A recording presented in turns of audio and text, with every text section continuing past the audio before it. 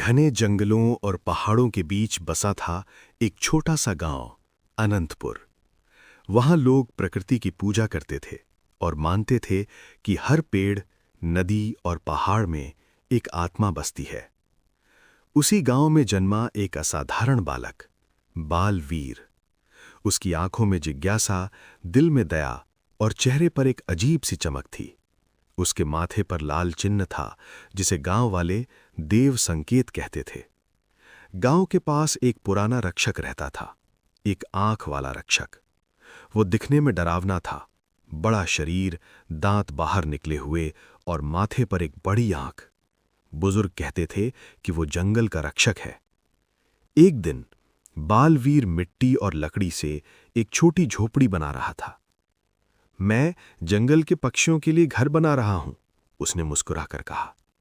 तभी पीछे से भारी आवाज आई, तुम ये क्यों बना रहे हो छोटे बालक? बालवीर ने मुड़कर देखा। वही एक आंख वाला रक्षक। डरने के बजाय बालवीर बोला, क्योंकि हर किसी को घर चाहिए, पक्षी, जानवर और शायद आपको भी। रक्षक पहली बार मुस्कुराया।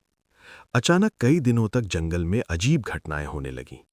नदी का पानी सूखने लगा, पेड़ों की पत्तियां झड़ने लगीं, जानवर बीमार पड़ने लगे। गांव वाले बोले, ये किसी दुष्ट शक्ति का काम है। रक्षक जानता था सच। जंगल की जीवन शक्ति चुराने वाली एक शाया आत्मा आ गई थी। रक्षक ने बालवीर से कहा, इस जंगल को बचाने के लिए एक पवित्र दीप जलाना होगा, जो पहाड़ की गुफा में है। दोनों यात्रा पर निकले। रास्ते में कांटों का जंगल, गरजते झरने। हर बार बालवीर ने डर के बजाय दया और बुद्धि से रास्ता निकाला।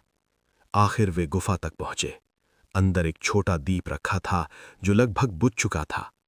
बालवीर ने अपनी बनाई छोटी झोपड़ी का सूखा घास निकाला और दीप में लगाया। दीप फिर से जल उठा। जैसे ही ज्योति जली, जंगल में हरियाली लौट आई। नदी बहने लगी, पक्षी चहकने लगे। रक्षक बोला, मैं असल में इस जंगल की आत्मा हूं। मेरी एक आंख इसलिए है क्योंकि मैं केवल सच देखता हूं, और आज मैंने सबसे बड़ा सच देखा। दया सबसे बड़ी शक्ति है।